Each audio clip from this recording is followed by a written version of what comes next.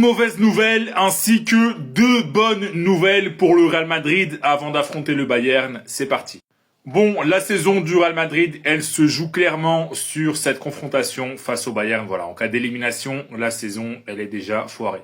Donc on va faire un petit point actu avant ce match. On commence par la mauvaise nouvelle. Bon, c'est pas non plus la pire nouvelle du siècle pour le Real Madrid, mais c'est que Harry Kane, finalement, il sera bien là, il va jouer.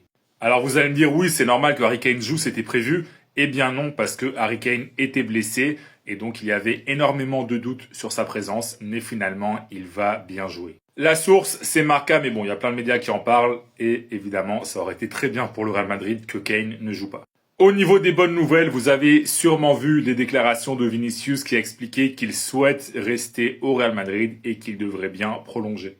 Voilà, le Brésilien a parlé en conférence de presse, donc ce sont des déclarations de Vinicius, voilà, ce ne sont pas des informations ou des rumeurs. C'est Vinicius qui a confirmé qu'il souhaite rester au Real Madrid.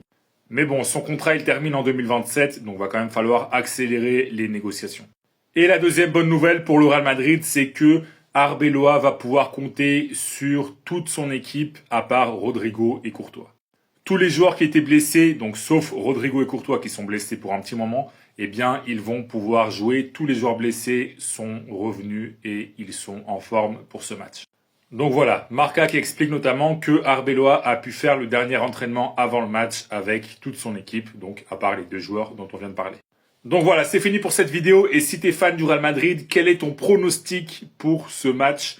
Qui va gagner selon toi? Et surtout, qui va se qualifier? Est-ce que tu penses que le Real Madrid va se qualifier? Ou est-ce que c'est le Bayern qui va se qualifier? Dis-moi ton commentaire et si tu veux être au courant de toute l'actu des Merengues, comme d'habitude, je t'invite à t'abonner.